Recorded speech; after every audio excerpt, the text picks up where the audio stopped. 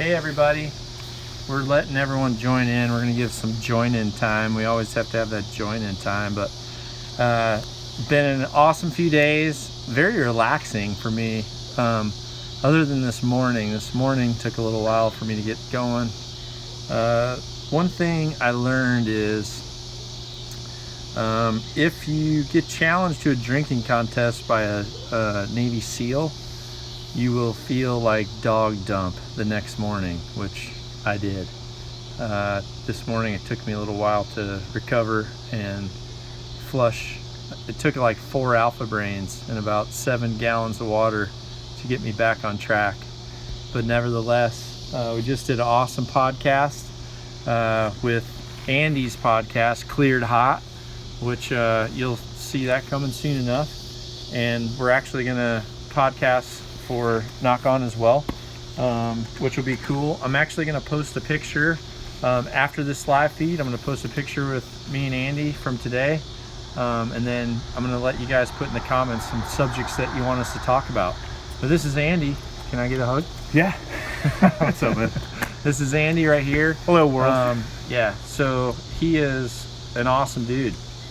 Starting off with the lies already, huh? We're gonna open open with lies.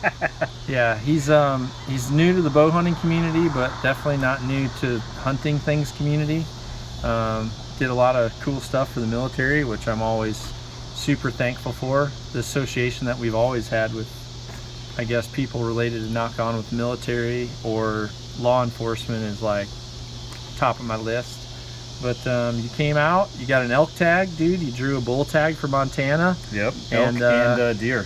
Thankfully, Rogan hooked us up. You know, wanted you to be primed and prepped. So he did a seminar, a CrossFit seminar in Madison over the weekend, and I told him, I said, just jump in that car and drive down, dude. So today we did a full bow build. Yep. You got to jump in on that.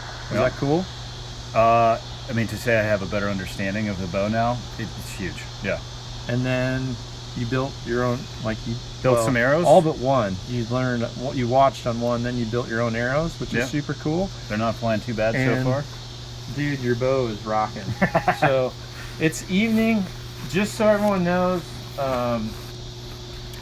we're going to have pretty much most of the Nock On team. One guy's missing. Morgan had to leave. He's got a little baby at home, so unfortunately he's not going to be with us, but kind of a backyard work barbecue. Andy and I are going to be shooting. His bow is pretty much dialed to 100, and I mean, if we do the challenge, we can go that route, but I'm not entering into an archery challenge with you. Are you sure? All right, fine. I just think I know how it's going to play out, but let's well, why don't you shoot a few? I won't shoot yet. I want to show people how everything's going together here with Andy. So Andy's got great technique, and he's got a great attention to detail. So 2 things that are obviously crazy important, but we worked on pretty much posture, form, anchor position, slightly changes bow fit today. Just worked on, really, is like shooting a silk. That's a 12. Well, no, maybe just right at the 12. Yeah. But shooting really, really good. Is there anything, you're new to the silverback, you made a few changes. Is there anything you could tell people relating to what you think may or may not help, make it help them? Or the first time I ever shot a bow was with the wrist strap with the trigger release. Yeah. And I caught myself on more than one occasion jumping it, and I could just tell, like the pin was moving over, and the resulting shot was the resulting shot. So, in long range rifle marksmanship, the surprise break is what makes a difference a lot of time, especially at distance. And the same principle, like for me, there's no point trying to jump it because you don't know when it's going to go off. So then I'm just focusing on, pretending you're back there and pulling my elbow toward you and pulling the shot. And I mean, I think the results speak for themselves. Yeah, you're shooting great. And one thing that I think I remember opening your eyes up was when I told you that I really focus on the target. Yep. More so than the pin. A lot of people focus a lot on the pin, and the problem is if all of your attention is on the pin, you'll get to the point where you'll start freezing and where you'll start aiming more so than pulling through and coming through. Because you got to the point where at first you were coming through really good, but then once you started to see how good you shot, which this is very common for people, once you start shooting good, then you're trying to shoot that good. And once you're trying to shoot that good, you shoot like shit. Yeah. So having things come together is oftentimes related to letting things go, so to speak, and just really focusing on the pull through. So you're shooting super dynamic with how you're coming through, and I had to talk with you about coming all the way through the shot. Yeah, finishing it off. And a little bit of relaxing the hand or straightening it out instead of that was classic guy thing, like let's just muscle it down. Yeah, one thing that he was doing, and I don't have a silverback in here. Someone stole my silverback. Give me yours. And one thing that he was doing was he was just getting a little bit deep, like right there in the knuckles, just where these knuckles start to come here. And as soon as he starts to do that, the hand starts to create a bump right here. And either one of two things are going to happen. You're going to have to contort your wrist to feel your anchor, or you're going to actually bring those knuckles behind the jaw more so that you feel like you're tucking in, so to speak. So by keeping the hand flat, you're able to focus more on just that finger under the jaw. I actually found it helped get my head right where it needed to be. The peep alignment was faster too by just flattening out my hand a tad. And one thing I think that you learned as well is how much you varied on the back wall of your cam. Yeah. I was a little aggressive with it. Because at first we had to have his release as tight as it possibly could go so it wouldn't fire. And then I just kept saying, man, I think we can back this down. And I started to talk with you about how to feel the wall and know you're on the wall, but also be somewhat softly aggressive on the wall, so that once you let off the safety, you're able to have the movement to go through the wall. I think it was hanging out on the back of the wall. You were pretty aggressively. Very hanging out on the back. Yes. All right. Let's rip one down there. All right. I'm gonna launch a bound ski too. I'll go for the elk. Are you going downtown? Yeah. Come behind us, James, and well, you don't have any lighted knocks in there. That's okay. I'll just tell people I'm shooting at the elk. You're on Nerd Patrol with the well, up until this year, he couldn't use lighted knocks in Montana, but now this year I heard they legalized them. Beautiful, right in the crease. That was delightful. I'll go downtown. Well, yeah, my sight is set correctly.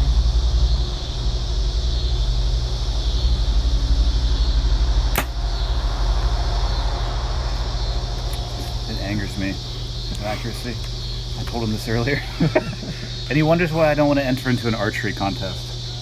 Well, I would call it a friendly competition. Oh, I'm game for sure. So this is kind of a neat little distance because it's a gap. Learning the gap with your pins is kind of important, like learning whether you should hold high and let your arrow fall or whether you should aim low.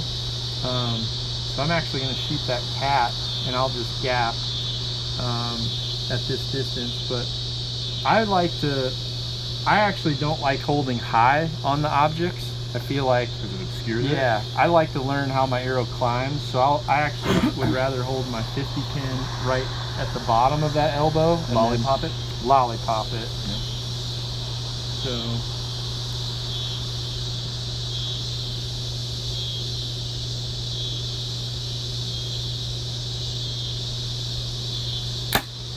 oh, yeah, I lollipopped it. Big. Oh, you know, it's not 40 anymore. 45, yeah. That's awesome. Yeah, I shot it for 45, so this time I'm going to shoot it for 35. Dude, you won. You won. Well, I still have to go, so. Okay. Hold tight. Let me redeem myself.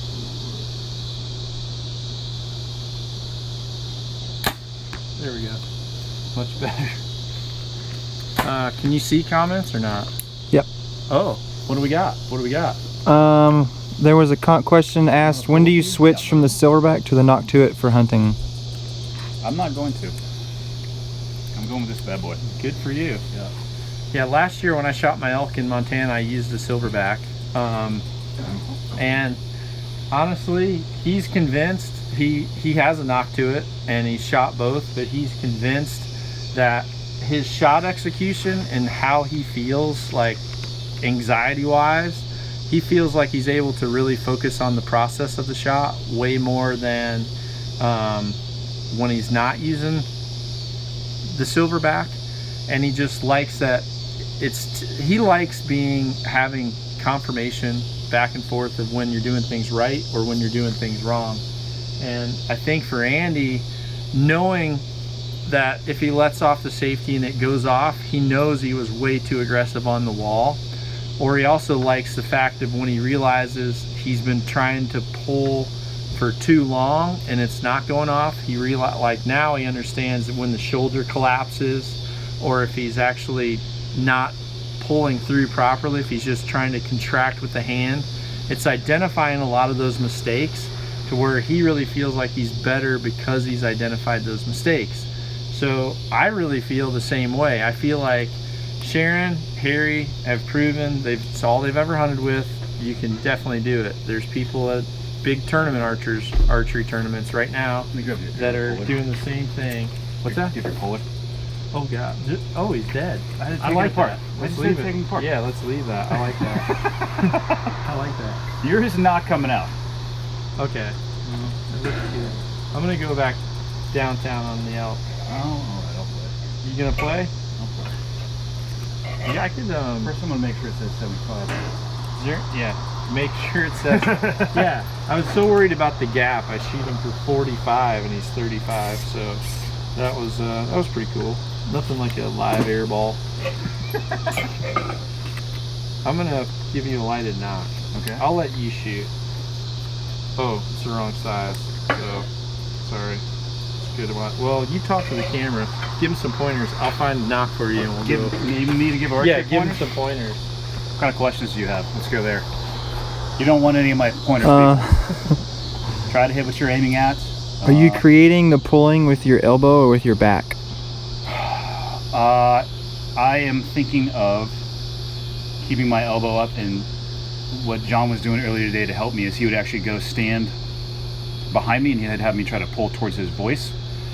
So it's more trying to move the elbow in that direction, but with the muscles that are in my back, trying to keep my hand flat and just use, what would be the muscle, the scapula? Rhomboid, yeah. Yeah, and I just try to pull it straight back. And one thing I was doing that he got on me right away is as soon as it would release, I would kind of my arm would fall away into the right, and it was affecting the arrow. So finish it coming in straight back and thinking of flexing my biceps so the shot finishes itself. Oh. All right, this is a special. This is navy blue, dude. Oh, nice. Yes. Had to bust out the blue nocturnal for Andy. Let's see how this flies. Is there what are the negatives to being too hard on the wall? Well, the negatives to being too hard on the wall is, one, depending on how much you pull once you're on that wall, if you're actually pulling through your shot, depending on the type of cam system, some cam systems will accept it. Some cam systems start to vary. Your high and low will start to change, especially with bows that the Nock travel changes dramatically as the bow's pulled back. So the harder you pull on it, you can change how that Nock is actually rising or sometimes falling depending on the natural Nock travel. So consistency on the back wall is like really important, and compounds really like dynamic. They don't like static. If you're just waiting and holding and aiming, jackpot. That's like a little green-blue combo right there. Yeah. Okay, go grab those. We'll do a 100-yard bomb off. Oh, great. Perfect. Might as well. So yeah, that's really why you have to do it that way. It's important to be consistent on the back wall if you want to have consistency with highs and lows, because you can get some variation that way. And really learning to pull instead of aim is critical. See if you see that flasher one along your way. I'll grab it. But while he's pulling those, here's Shazzy Fresh. Hello. She made a beautiful meal. This is Cullen right here. If you guys get any orders that have a little bit of tractor grease on the packaging, that's Cullen, because he was probably doing like food plots and stuff too. But we've got kale salad, baked beans, we've got well, of course, wine. Over there's wine, Yes. mac and cheese. But check this out, dudes. This is what's amazing. This right here is a hog that I shot while I was on my way getting ready to come home. So good grief, that looks good. This is actually, oh gosh, that looks so amazing. This is pulled pork. We're gonna shred this pork apart for a pulled pork butt dinner. Can't thank every one of you following, can't thank you enough. Obviously there's cooler and cooler stuff coming from the Nock On Nation. Get blind. Do you want to, before we have our little shoot off, do you want to just have like a quick little sampling? Yes. Like I wanted you to have the honors. Oh, stuff. Yeah, of course. I don't know if you've ever picked your butt. No. Or somebody else's butt. This is a little part of a backstrap. I'm just letting you know, like in case you wanted. Wow, that's hot. Like, you want to try it? Yeah. That's gonna shred apart so good. Ha! Ha! That is so good. Wait till we shred that and give it a little juice and some sauce. That wine bottle's popping. Not going so well. It's not going well. I'm gonna Should've open got this my- wine bottle. Should've got my electric one instead And of then- my little travel one. Andy, should we do an impromptu? Oh my gosh. Yes. Great Impromptu sound what? effect. 100 yard. Sure. Loser picks that butt. Sure. Okay. All right, let's do it. Oh my God. That is a dark elk. Should I? Let me mark it. I'm gonna put one in there so that when we shoot from the 100 yard, should I put one of the should I put Flasher in there, yeah. the epilepsy? Like, well, I think that'll put people into seizures, but it's awesome. We'll definitely be able to see it. Yes. Okay. So, man, target's getting hard to see, isn't it? Here we go, Pete.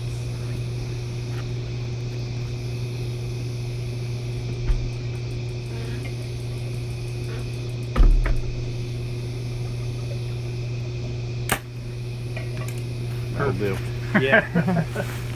That'll do. And actually, this is why it's really important to learn to shoot with both eyes open, because on a target like this, if you close your left eye, everything beyond your pins is black, whereas now your left eye can actually see the target and then your right eye can see the pin. Do we know where this is? Guessing? Is that for sure? This is my feet marks from earlier today. Okay, so This that's is the a Hundy. hundo. All right, come on around back. Let's do it. Good God. I haven't even shot at 100 with this bow in forever. So this is a total prayer.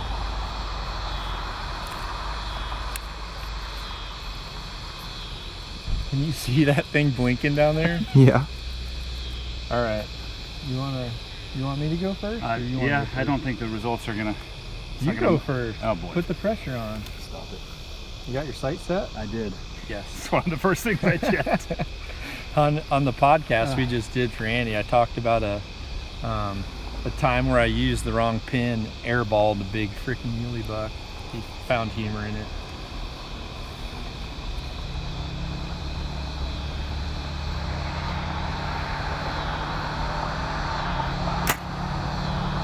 Oh, dude! You almost shot that thing off. It's a little bit low left. God dang. Make it rain with the silverback, bro. That is delightful. All right, pressure's on freaking dud.